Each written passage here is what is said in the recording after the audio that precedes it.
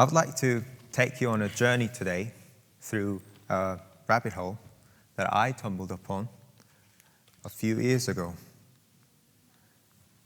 It all started when one day a question popped up in my head. Why are some people so different from the rest of us? What makes them so special anyway? And that sparked my journey into the rabbit hole of innovators and entrepreneurs.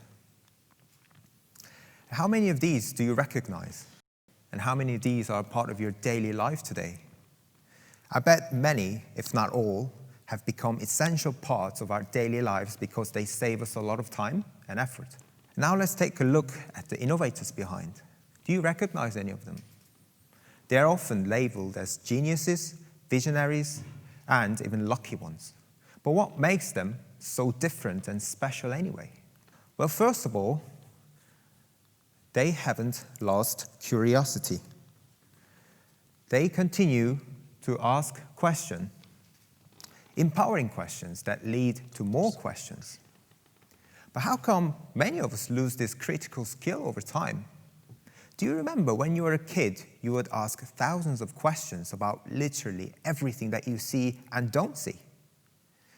However, as we grow up, we are told not to ask too many questions because it is rude and socially not accepted. Steve Jobs was notorious for his unique HR policy.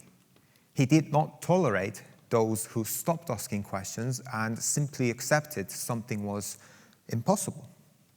He knew in order to come up with something original, one can never afford to lose the God-given ability of being curious and asking questions. And secondly, they all have observing eyes. They train themselves to look at a situation as objectively as possible.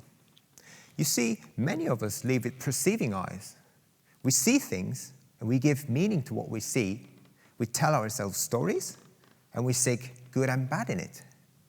And this surely leads to complaining. It will be hard not to when we tell ourselves stories that things are unfair, things are supposed to be this way, or people should do that way. We are so busy analyzing what certain events means to us and then spend the rest of our lives complaining about it. We are living in a world in which majority of us are taught to become idealists with entitlement syndrome. It's popular to say, oh, you deserve this, oh, you deserve that, and we give out participation trophies and we remove the scoreboard to protect the feelings of the losing team, all of which only takes you further away from reality. In contrast, innovators teach themselves to be realists who can see things the way they really are. Then they listen carefully to what people are complaining about and turn that into an opportunity. Let's think for a moment about common complaints and the wishes people have. I wish I could make a phone call for free. Skype solves that problem. I wish I could rent movies any time of the day and not have to go out to return the tapes. Netflix solves that problem. I wish I could buy books without having to visit the bookstores. Amazon Kindle solves that problem. I wish I could listen to music without having to buy 100 different albums. Spotify solves that problem. I wish I could call a cab without having to talk to an operator and know the cost up front. And Uber solves that problem. All of the innovations we see today is an answer to people complaining. And coming up with a plan is only the beginning. In fact, most of us can come up with a plan or two. But why is it our plans never materialize, yet innovators are able to successfully execute plan after plan? Are they simply lucky all the time? Do they possess superpowers that we don't? Well, it turns out innovators spend a lot of time practicing decision-making through discipline. They understand that in order to get the opportunity to do what you truly want to do, you would have to do what you have to do at the time. Where we are in life, career, and financial situation is in direct proportion to the decisions that we have made in the past. Nothing else. It's the quality of those decisions that determines whether the plan materializes or remains just another dream. A great modern-day example would be Jeff Bezos at Amazon. He admitted that he has done experiments that cost him more than $1 billion. Who remembers Fire Phones? Pets.com? Cosmo? Destinations? These are all so-called failed Amazon experiments, and the list goes on. Had he not done what he could at the time, he wouldn't be where he is today. And this is when perseverance comes into play and they try just one more time. They never lose the will to continue the journey through adversities. On the other hand, many of us dwell on adversities, never to be able to push through the plateau. We see it all the time. People walk around as if they got hit by life at 179 kilometers per hour. They throw both hands up, blame everyone, everything else. Every time you meet them, they're on a new job, doing something completely different, forever chasing the next best thing. Well, innovators have different attitudes towards failure. They view it as a valuable feedback that tells them what doesn't work. A great example would be Thomas Edison and his light bulb. Although he didn't invent the light bulb, the first light bulb was impractical for daily use. And amongst 20 other people at the time who were trying to make a commercial light bulb, 2 gentlemen sold their patent to Mr. Edison. It took him more than 1,000 different experiments before he could get it right. And each failure told him what doesn't work. The only difference between the 2 gentlemen who gave up and sold their patent and Mr. Edison is that Mr. Edison simply persevered through impeding failures after failures. He was willing to try just one more time. A modern-day example would be SpaceX. First 3 launches failed, almost killing the company. And Mr. Musk put every last penny into the 4th launch. And the 4th launch turned out to be successful.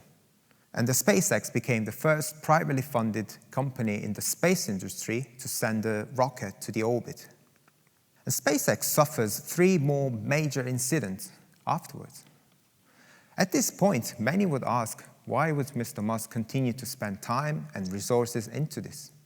Mind you, each failure costs SpaceX anywhere from $5 million to $10 million, and even more in some cases. And this was his answer. When something is important enough to you, you do it even if the odds are not in your favor. Innovators understand that they won't have all the answers all the time. It's their job to find out as they go along. Terry Pratchett once said that wisdom comes from experience, and experience is often the result of lack of wisdom. I constantly come across the situation that innovators fully embrace this statement and never lose the understanding that they don't know everything. It also forces them to become lifelong learners. They never stop learning because they admit that they don't know everything. But if you've been paying attention to each characteristic I described so far, you would notice that these are very intuitive, yet counterintuitive. What I mean by that is it makes so much sense to think up in our head, but it's very difficult to do. Let me give you an example. In order to lose weight, we know that we should be drinking more water instead of soda and alcohol. We also know that we should be exercising more instead of stuffing our faces with cheeseburger with extra bacon, right? In our head, most of us know what to do to lose weight, but it seems so hard to start today. It's always after the New Year, or after that birthday party, after the Easter, because, summer's around the corner. When the summer comes, well, it's too late already, right? And then comes the Christmas. And before you know it, a whole year goes by and the pattern repeats itself. I found out the innovators use words such as today and right now a lot more frequently than the rest of us. They don't think about starting something one day or someday. They start today. And through perseverance and persistence, They change the world and the way we do things. And no matter what we do in life, without persistence and the perseverance, we can never be good at something. And we are so afraid of starting something because we don't want to look bad. And can you think of something that you've been doing for over 10 years? Besides sleeping and eating, of course. Well, Malcolm Gladwell talks about 10,000-hour rule in his book Outlier. He goes to say that every so-called outliers has paid their dues, which is equivalent to 10,000 hours or 10 years with regular 8 hours work a day. So if 10,000 hours or 10 years is what it takes to become an expert at something, is it any wonder that most of us never become good at something, since we don't even bother to try, or we don't stick to one thing for long enough? We overestimate what we can accomplish in a short term and terribly underestimate what we can in the long term. What I wanted to share with you today is that the famous innovators are regular people just like us. In contrast to prevailing belief, I would argue that they were not born special. Every one of us can be an innovator.